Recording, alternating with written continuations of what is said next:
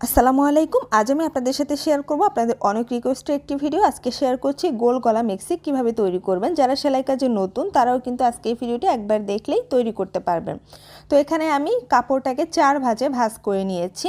এই যে দেখতে পাচ্ছেন এভাবে করে আমার দিকটা বন্ধ, অপর সাইডটা কিন্তু খোলা। এখন আমি কাপড়টাকে সমান করে ভাঁজ করে নিয়ে তারপর লম্বা মাপটা দিব। তো এরকম করে আমি লম্বা মাপটা নিচ্ছি। আপনারা আপনাদের মেন যে লম্বাটা সেই মাপটা আগে নেবেন 4 ভাঁজে।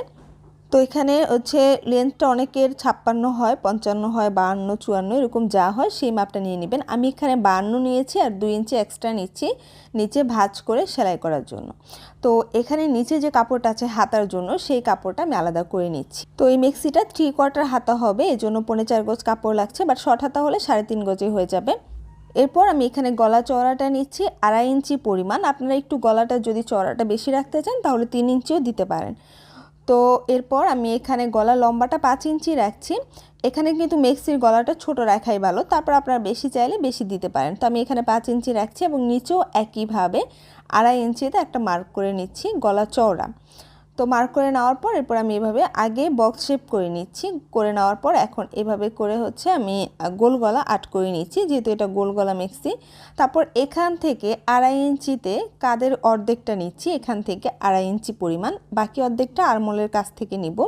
এরপর এই জায়গাটা ইয়োকটা তৈরি করার জন্য মানে ইয়োকের চওড়াটা কতটুকু রাখতে চান সেটা নেবেন। আমি 3 ইঞ্চি পরিমাণ নিয়েছি এবং এখান থেকে এভাবে করে বক্স করে নিচ্ছি, মানে উপরে চওড়াটা কাজ সহ যতটুকু আছে সেটা নিচে মার্ক করে এভাবে করে আমি গোল গলা আট করে নিয়েছি।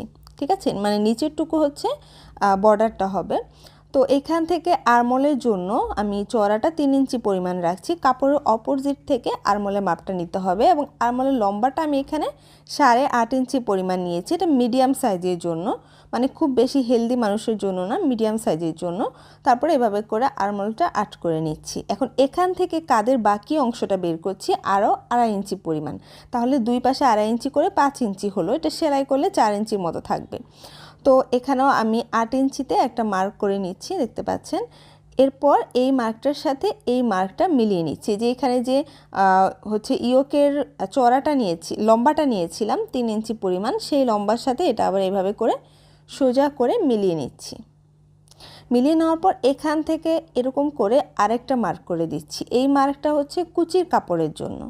আপনারা একটু মনোযোগ সহকারে খেয়াল করলে কিন্তু খুবই সহজভাবে আপনারা মেক্সিটা কাটিং করতে পারবেন। তো এই যে দেখতে পাচ্ছেন এরকম করে মার্ক করার পর এখন প্রথমে আমি গোল গলা কাটিং করব, তারপরে ইয়োকের কাপড়টা কাটিং করব, তারপরে কুচির কাপড় এবং শেষে আরমোলের অংশটা। তো এই যে দেখতে পাচ্ছেন এভাবে করে প্রথমে গোল গলাটা আমি কেটে নিচ্ছি।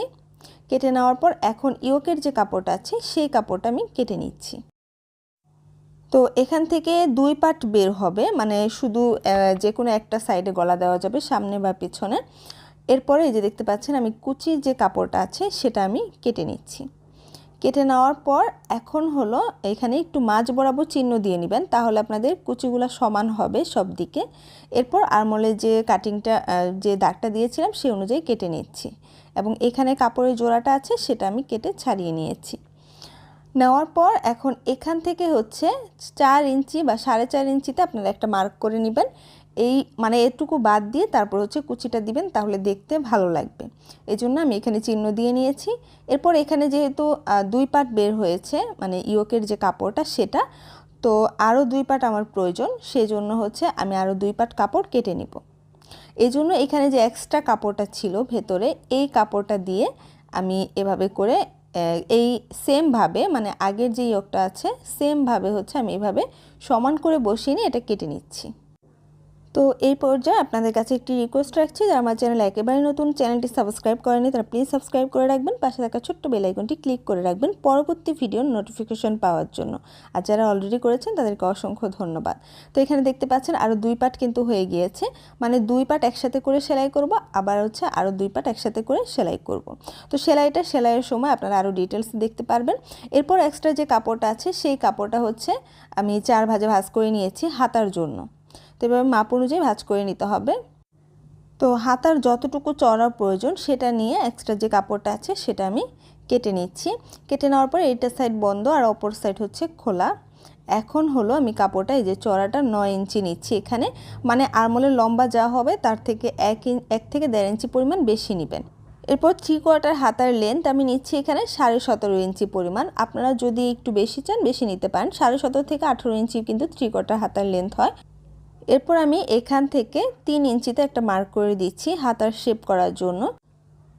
এরপর হলো এখান থেকে এরকম করে যে নিচের অংশটা যেখানে মার্ক করেছি সেই পর্যন্ত মিলিয়ে নিচ্ছি। এটা কিন্তু হাতা কাটিংয়ের একদমই সহজ পদ্ধতি।